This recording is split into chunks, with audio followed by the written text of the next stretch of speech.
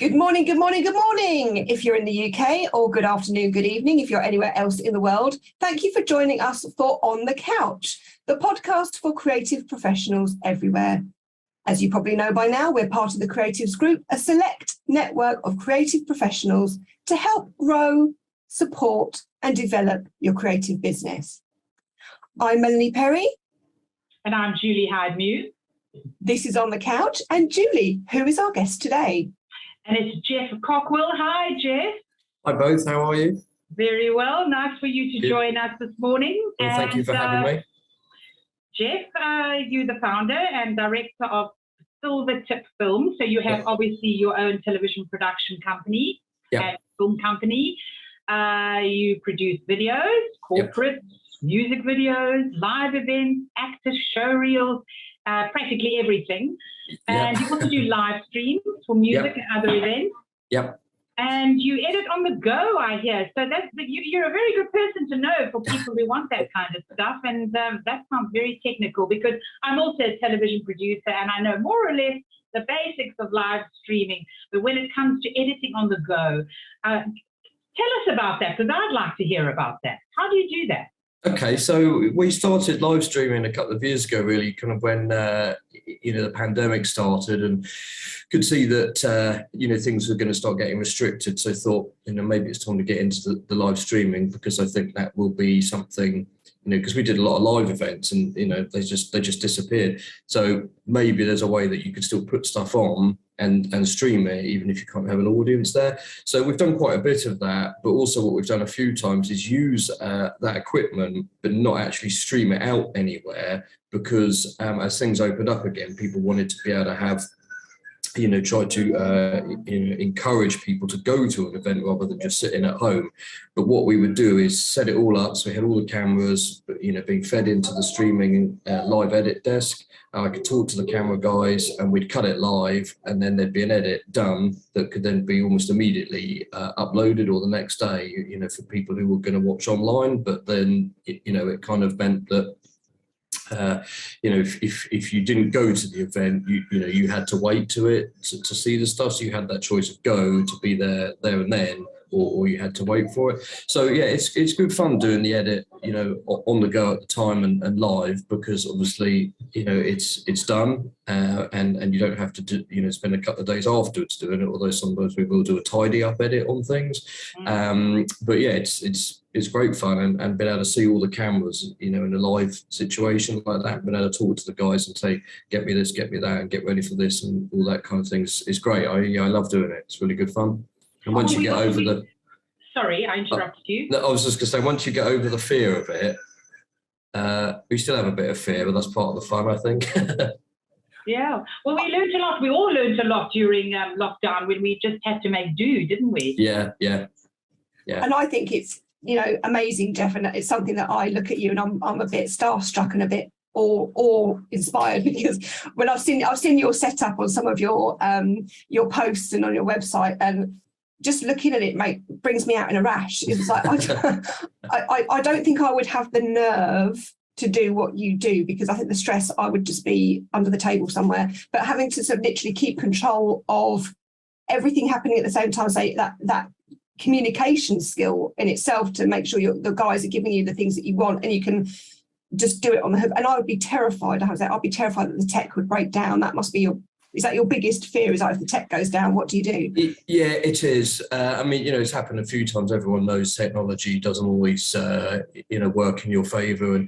And we were doing something for a school last year, and one of the cameras dropped out, and so we had a mad panic to replace the cable. We have really long HDMI leads, run it down, and fix it. And that sorted it.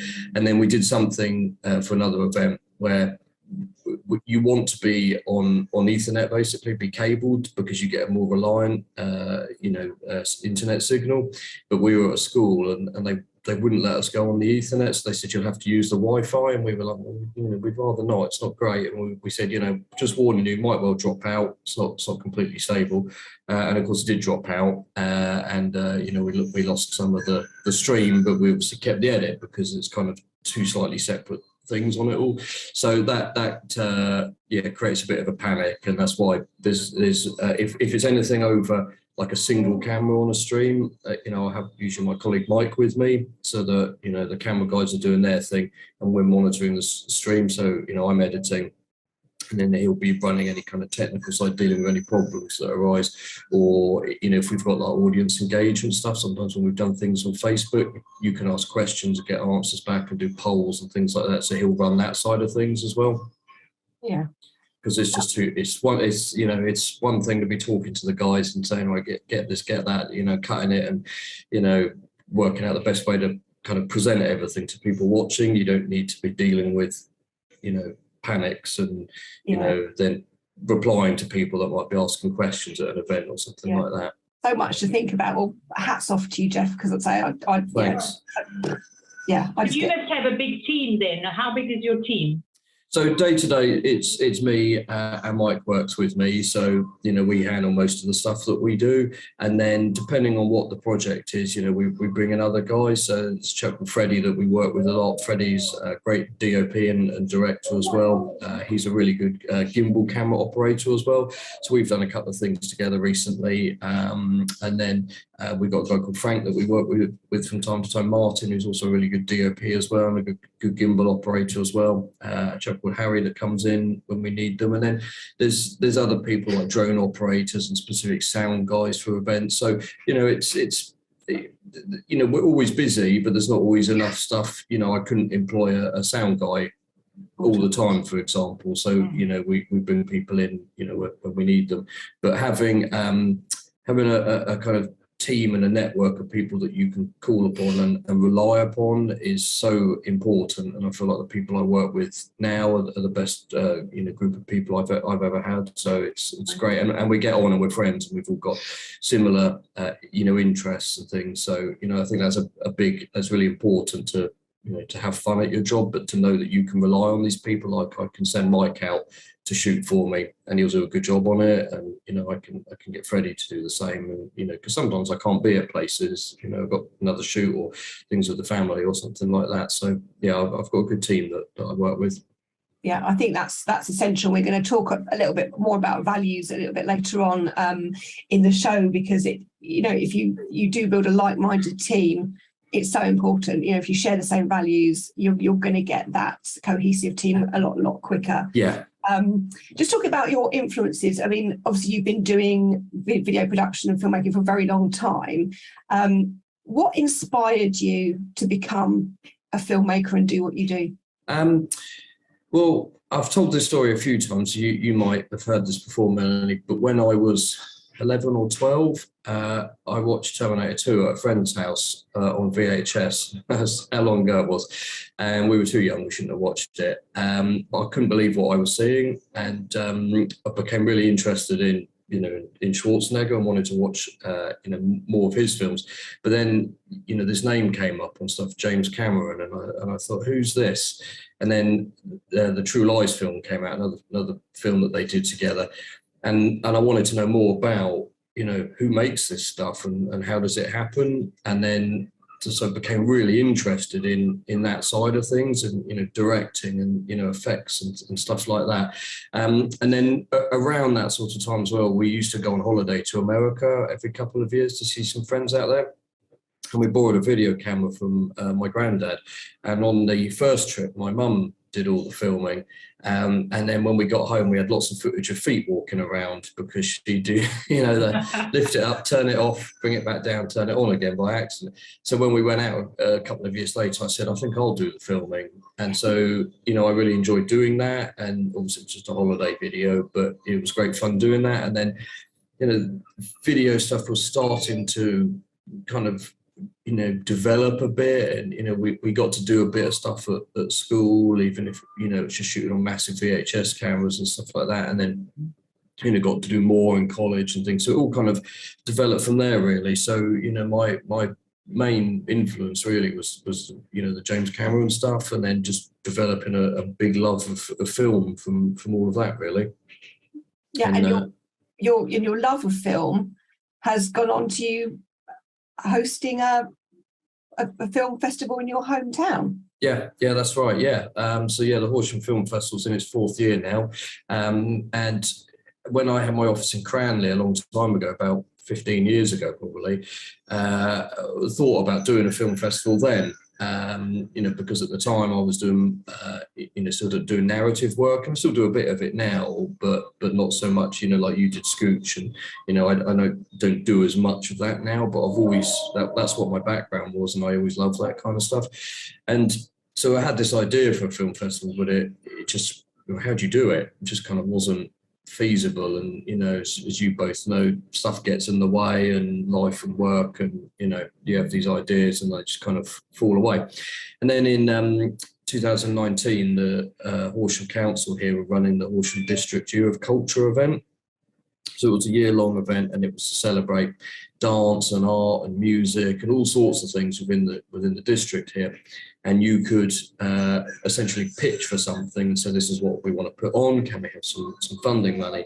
So I said to Mike, I've got an idea for a film festival. So it came back all these years later. So we developed the idea, and we put it on. We pitched, I should say. We got the funding, which was great, ran the event.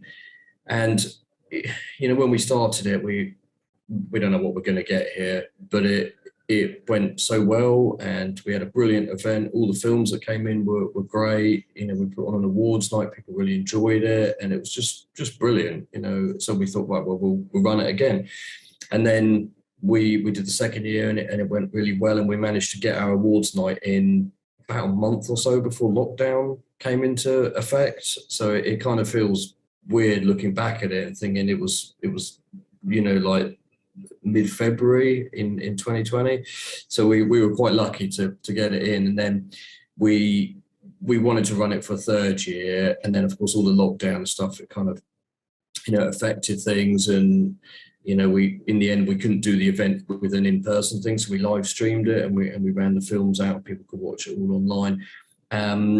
But obviously lockdown stuff affected everyone, and a lot of filmmakers said we wanted to enter a film, but we can't finish it. We can't get people in a room together, or we're not allowed to go near anyone. So I think there was quite a lot of abandoned and unfinished films during that year.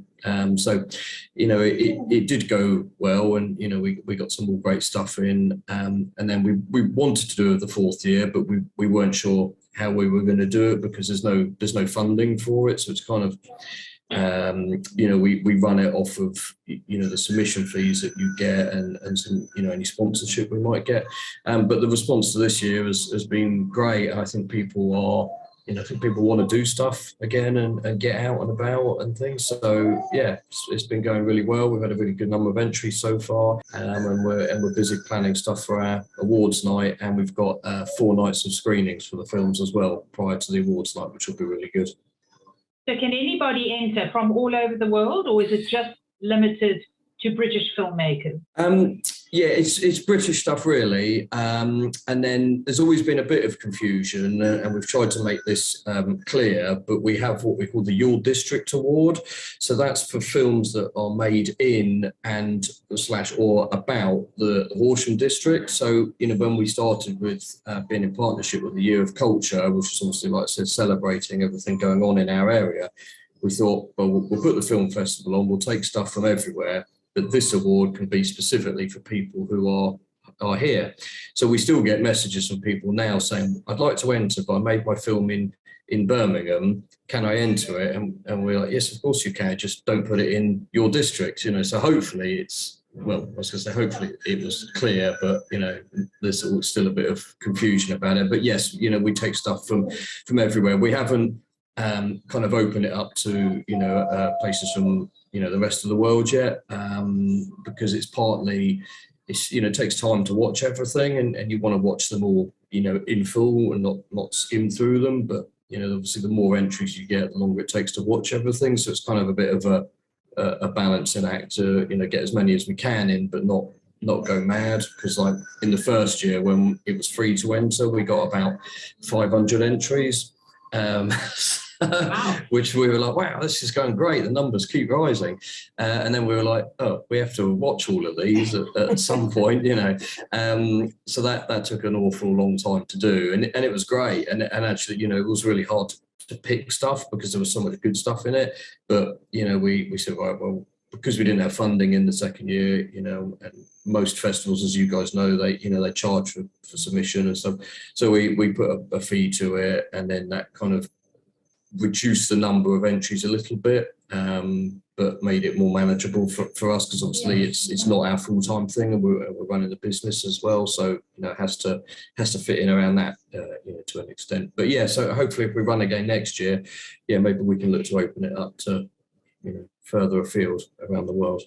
Well, you have to charge for submissions, because otherwise you're just doing all that work for nothing. Well, that's it, really. Yeah, you're right, Julie. You know, and you know, a lot of festivals, you know, maybe they don't have sponsorship, and you know, we've been very lucky this year to get some money from local businesses, which is, you know, part of doing it is to work with the community and you know, develop these relationships with the businesses and help promote them as part of what we're doing, and you know, get their name out there. And it's nice to have that kind of community feel to things. But yeah, you can't run a film festival for free, and you know, for it to cost you and you know, not bring anything in. So yeah, I think, you know, a small fee to enter is kind of expected. And it's not a lot, really. Is it, Geoff? It's not a huge fee. I mean, some of the bigger film festivals, you know, I mean, I've nearly bankrupted myself on Scooch because I did get a bit carried away. It's like paying for a wedding. Yeah. Oh, I'll just have one of those. Yeah, I'll just do that one. I'll just do that one. And then you suddenly realise, oh my God, I've actually spent more than I should have. Yeah.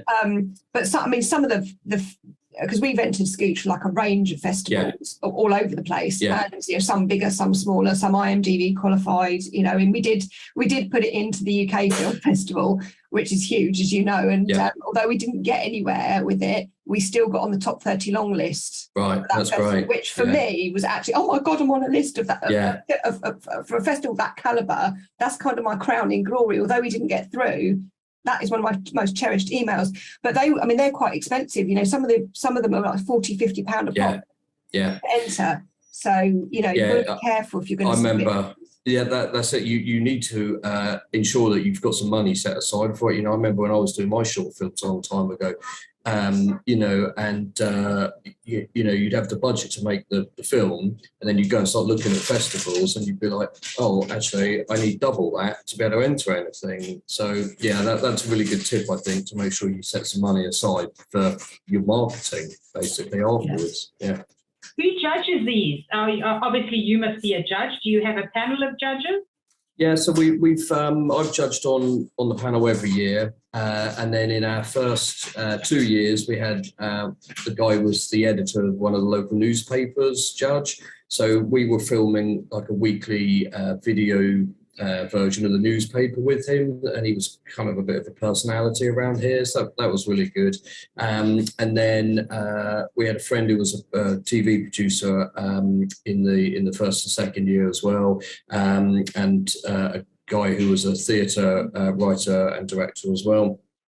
Nick Moat, he's involved again for this year. And then for this year, we've been really lucky to get a chap called Ray Holman, who was the costume designer on Doctor Who, Broadchurch, Sherlock, Fleabag, tons of stuff. So he's come on board as a judge as well, which is really exciting. So, you know, it's nice to have, you know, kind of industry professionals as well on there. I mean, you know, I suppose you'd say I am as well, but, you know, someone who's got a broadcast credits to their name and things like that's really good. So, yeah.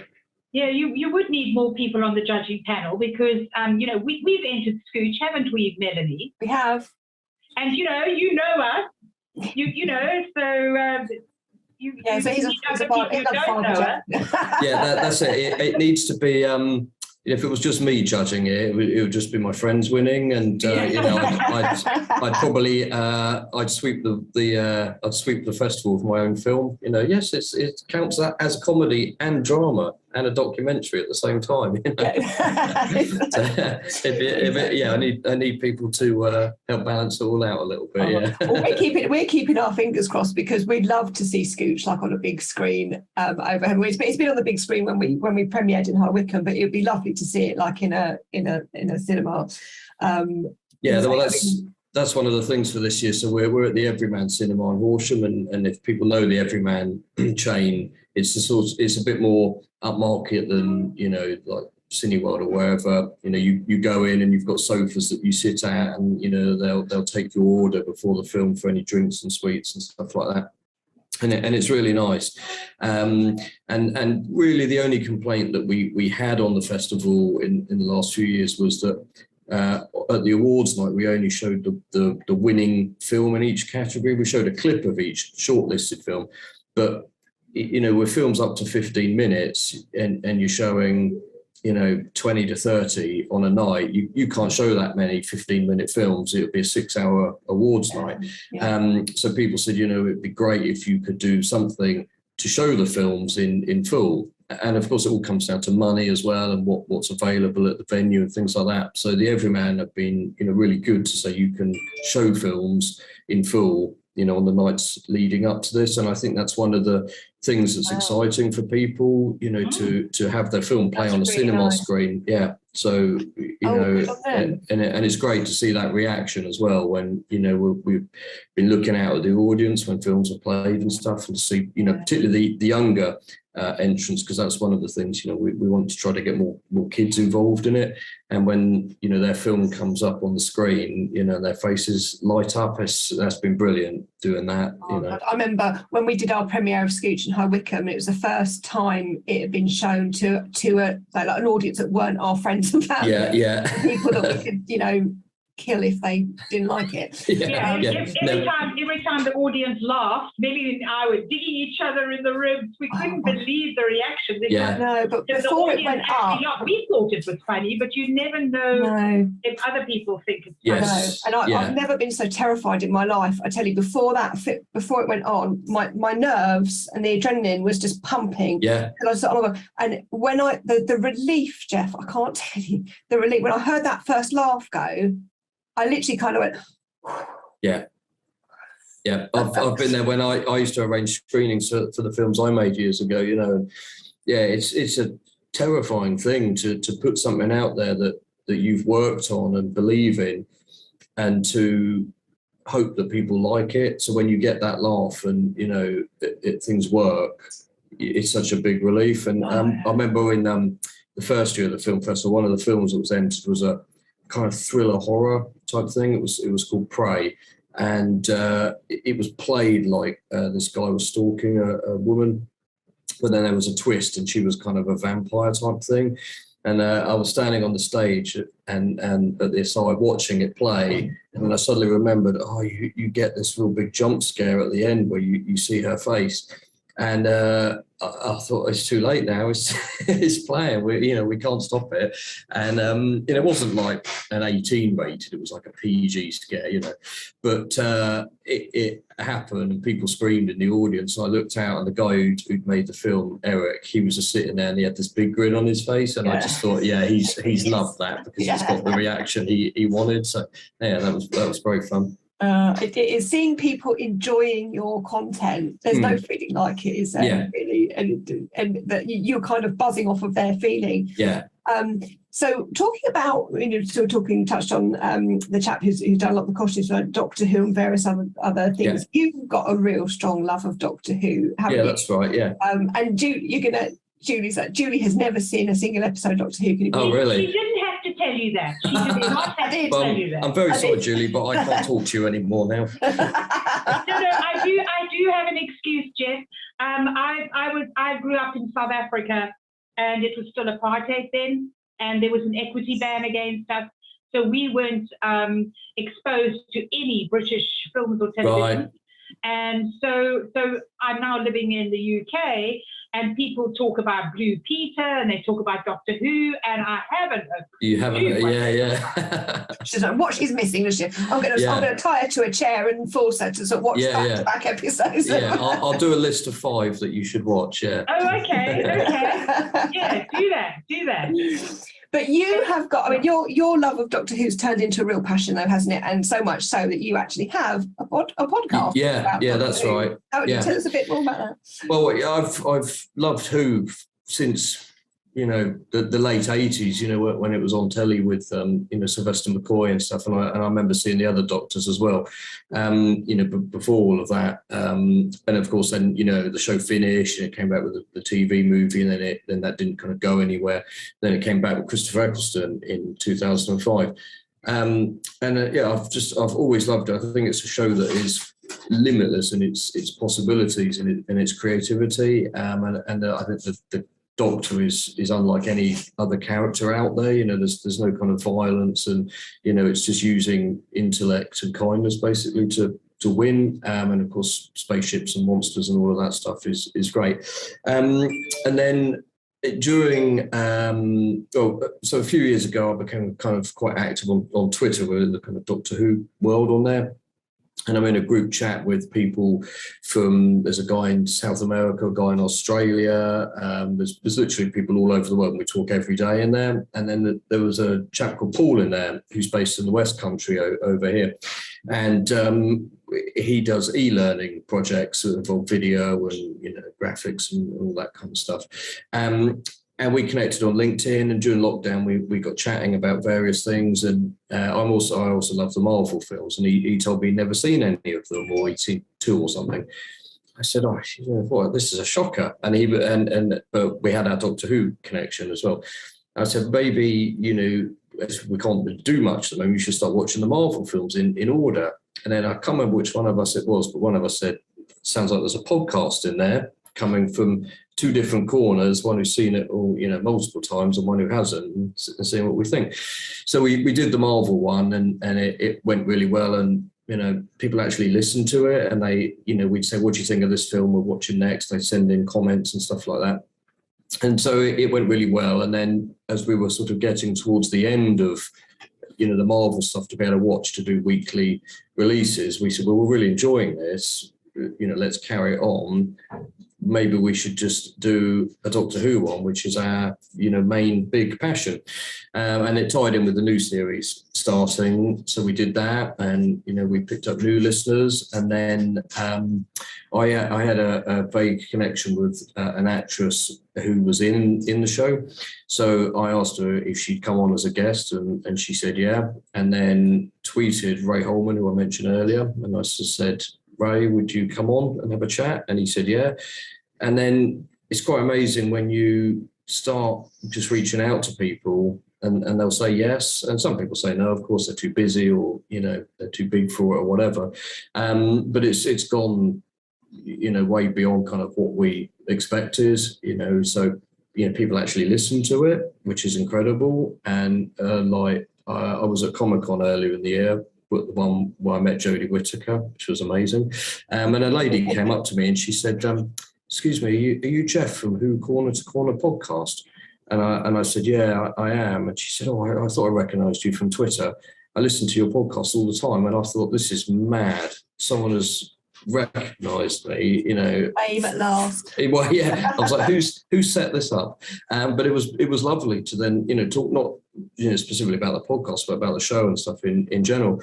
And then, you know, the guests that we've had on it, and like I said earlier before we you know, went on air, as it were, you know, we chatted to one of the show directors recently, which was really inspiring. We've chatted to, you know, costume, you know, we've chatted to actors as well. But I think in life, you just have to you have to grab any opportunity that comes. So I was doing some work with Freddie that I mentioned earlier at Chichester Theatre recently, and I didn't realise I got there, but the lead in the show was an actor named Sam Spruill.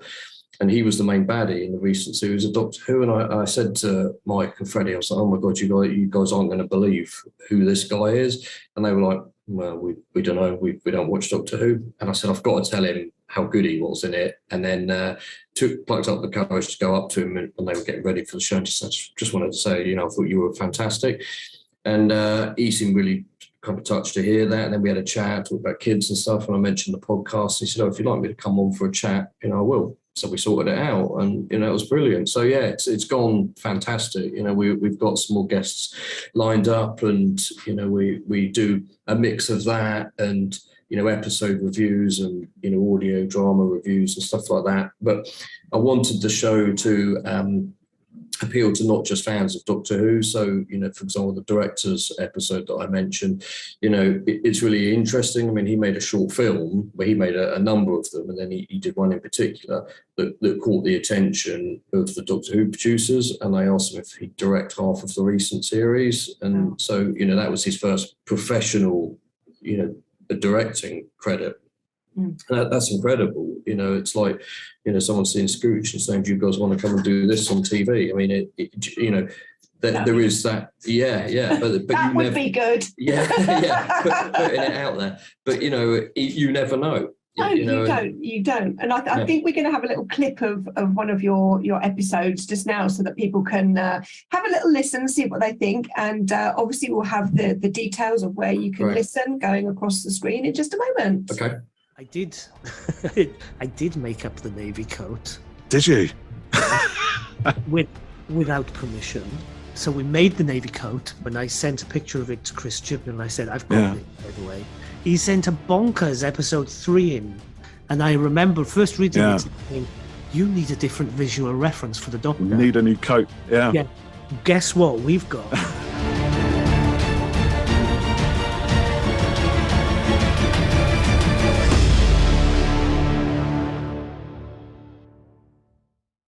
So was that your favorite podcast episode, Jeff? Yeah, it was one of them definitely. Well, they all are really. You know, it's incredible that people will listen to the stuff, and it's incredible that people from the show will take the time to, you know, have a chat with us and do that. So yeah, you know, the whole thing still kind of blows my mind really. But talking to Ray was fantastic. You know, we thought maybe he might give us an hour of his time, and he ended up talking for 2 hours. And, you know, we had such a good time doing it. And then, you know, I thought, well, maybe I could approach him about judging for the film festival, and he was up for that. And he was just such a kind and generous guy, but also just really interesting. You know, he's designed costumes for, you know, 3 Doctors and tons of creatures, and, you know, Benedict Cumberbatch's stuff in Sherlock, and, you know, Fleabag, and, you know, big stuff. And he's won awards for it all.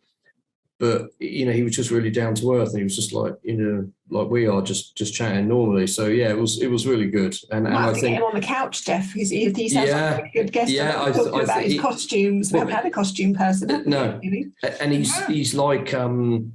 You know, you find people, you know, in TV and film who like to give back a little bit. So, you know, Ray does quite a bit for, you know, the arts uni in Wales where he's based, you know, with their costume department, things like that. And, you know, just putting that little bit back out there. And, you know, he's been a great kind of, you know, ambassador for the show to do interviews for the magazine and stuff like that. And, you know, so yeah, he's really good. So yeah, it was a pleasure. And I think once you've got a couple of people like that, so we have Bhavnisha Palmer, who was the actress that I knew.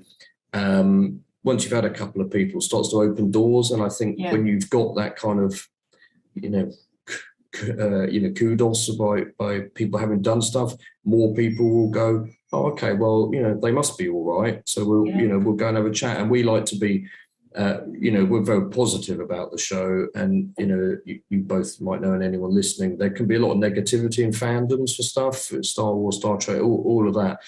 And we're not interested in that. And so, you know, we just talk, you know, with love about the show, and I think people like that as well. Yeah, they do. It's proper fandom, isn't it? And and the people who are getting involved with these kind of things, you know, it all builds on the show. You know, the more fans you've got tuning in and talking about the stuff that they love, you know, that actually boosts the show ratings. You know, the more, I mean, we know we're in production, the more people that are talking about what you do, the better. Yeah, exactly. In a positive way. Yeah, and you know, so I think for actors and you know, show crew as well to you know, engage with the fan audience, certainly these days is really important, because, you know, so for example, Mandip Gill, who's in the show, she's on stage in London at the moment. I see every day people on Twitter, they've gone to see the show that she's in, but because they like her and her work on the show and the way she interacts with people. And if you were closed off to people, that doesn't work. And of course, you know, you could be a bit cynical about it and say, well, you know, you engage with people to, keep your career going. And there was, of course, there's an element of that, but some actors don't. And I think it's really important to put that time in with people and reach out, because they're the ones that will come back to watch you again and again on stuff. Yeah. So you live stream your podcast? No, we record it. We pre-record it, and then we might make some edits and stuff. So a couple of weeks ago, we chatted to 2 authors who wrote episodes for the show, and then have subsequently turned those show scripts into novels for a range that come out. So we were going to put them out as 2 episodes, and then I thought, actually, we've asked them basically the same questions, so I cut it into different chunks. We had one, then the other, then one, then the other, and kind of did it like that, which I think made for a bit more of an entertaining and engaging episode.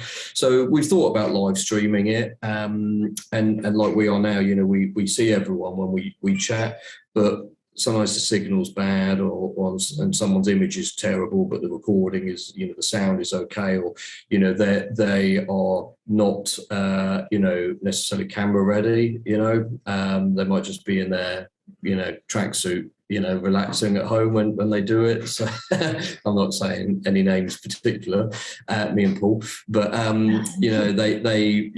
we haven't yet kind of looked at putting it out, as a live stream video version or anything. So, but yeah, we might do at some point. Yeah. So, talking about behaviour of actors and behaviour of people, what would your top tips be for anybody aspiring to get it into the industry, video production, media production? What would your top tips, 3 top tips be? So 3 top tips. I think my number 1 would just be just do it.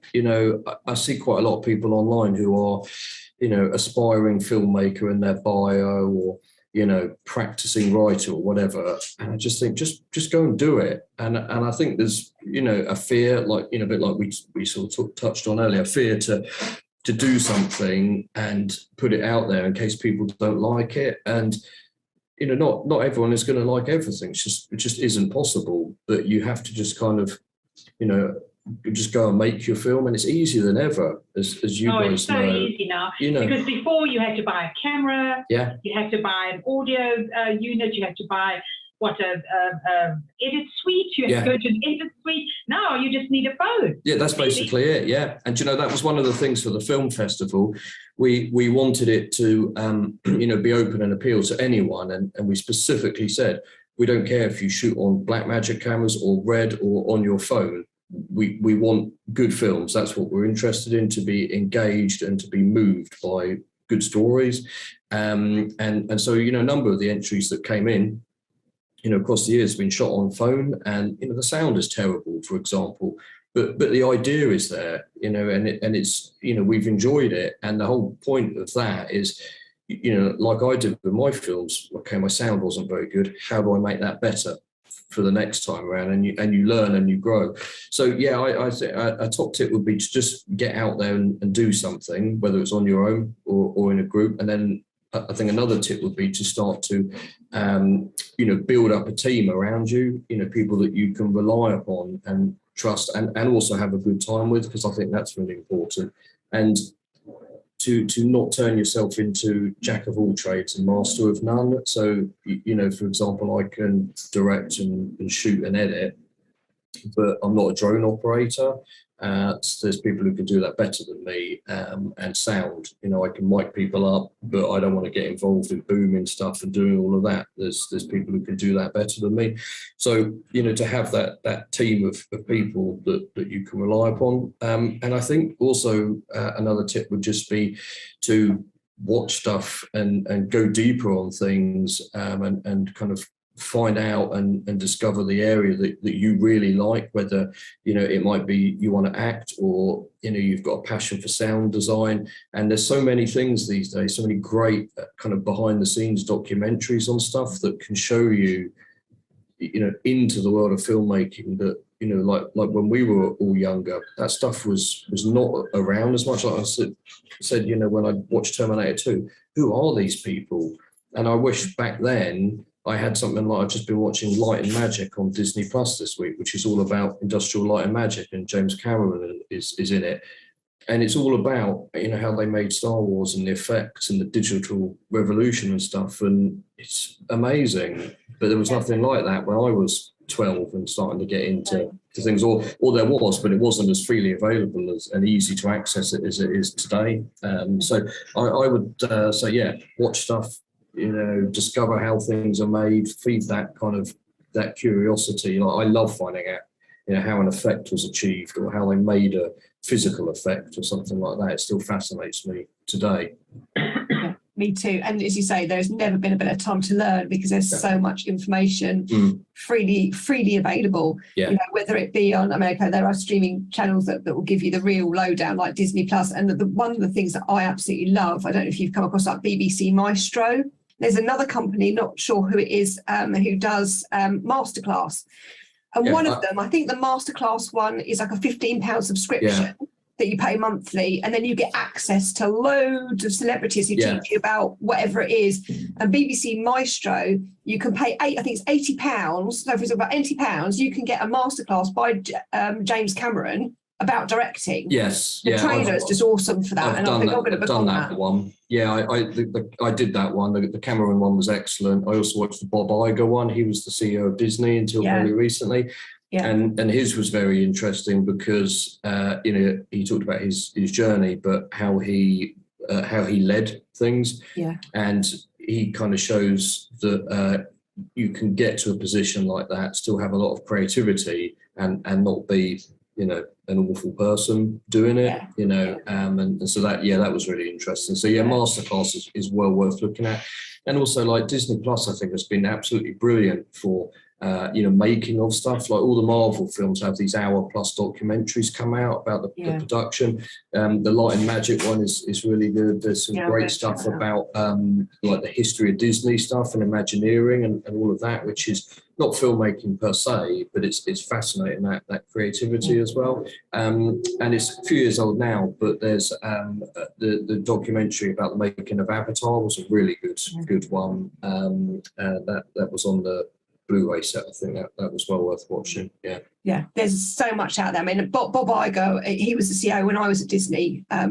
Throughout my time there, and he's such a lovely guy. Yeah, and Disney, it was a fantastic company to work for. They were really pioneering, and when they do the behind the scenes stuff, and the Imagineers are just phenomenal. That's and it's amazing. Fantastic to see the development of things all the way through. Yeah, but we've just about out of time now, so we're going to do our last little bit of our show. Okay. Which is our values jam game. And Julie knows this is my favourite bit because these cards, Jeff, that my friend made, it's a business development tool really to get people talking and open up about their values, because when people talk about values, you know, all the same rubbish comes out like, oh, integrity, honesty. Yeah. There's loads. I mean, values are just what's important to you. So they created this little game of cards with different values on and questions around each one. To encourage the conversation. So I'm just giving these a bit of a shuffle, and I'll get you to pick a card, and then we'll just have a little chat to finish off with about what's on each card. So I'll ring my finger. That one. This one? Yeah. All right. What have we got? I'm getting nervous now. Oh, this is quite a good one for you actually, Jeff. Oh, okay. Only because I know you. We have got family. Okay. So the value of family. So, and these are sort of quite odd questions. They get you thinking. But what does family mean to you, Jeff? What does sort of family look, feel, and sound like when you think about family? I suppose I could look at that in two ways. So, my family, like my son is here actually with me today because it's summer holidays. He's been really a good boy over there.